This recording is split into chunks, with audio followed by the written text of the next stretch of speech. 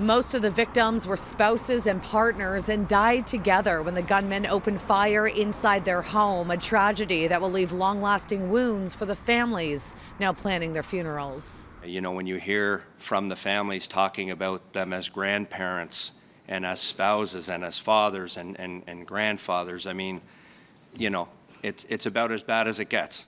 These are the faces of the 5 people whose lives were taken by a senseless act of violence. Russell Manock, who sat on the condo board, is being described as a rock of the family. He was trusted and loved by everyone who knew him. His wife, Lorraine, is being described as selfless and generous. In a statement to CityNews, family says they were soulmates in life and now in heaven.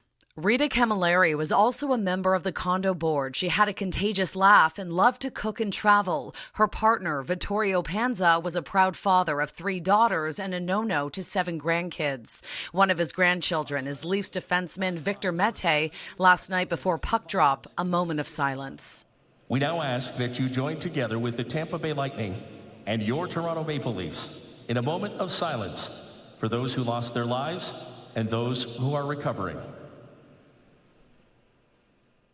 Naveed Data was also gunned down inside his unit on Sunday night. He was a real estate agent and sat on the condo board. He's being remembered by family as a great son and brother. A colleague tells us he was a stand-up guy. Very, very nice guy, non-confrontational, always happy, always, greeting you pleasantly, a really, really easygoing guy. And it's just such a tragedy for him as a volunteer and the other victims as well. The only survivor was Doreen DeNino. She remains in hospital in serious condition. Her husband, John, is the president of the condo board and was home when his wife was shot. Yesterday, he spoke out about how this violence has thrown their lives into shambles. Our life has changed. We will never have any sense of normality. Where we go, where we walk, how we live.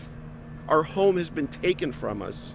The estranged daughters of suspected killer 73-year-old Francesco Villi are also speaking out, painting a chilling picture of who their father was.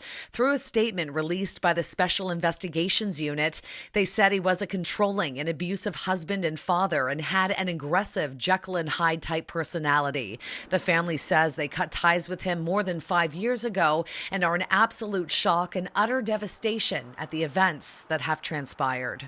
At this time of year, people are grieving, and it's really important for not only us as an organization, but for the community to wrap their arms around these families and help them through this very difficult time. Now, it's unclear how many more people would have died if police did not stop the shooter when they did. At this point, investigators are not talking motive, but the ongoing legal battles between the suspect and the condo board is a big part of the investigation.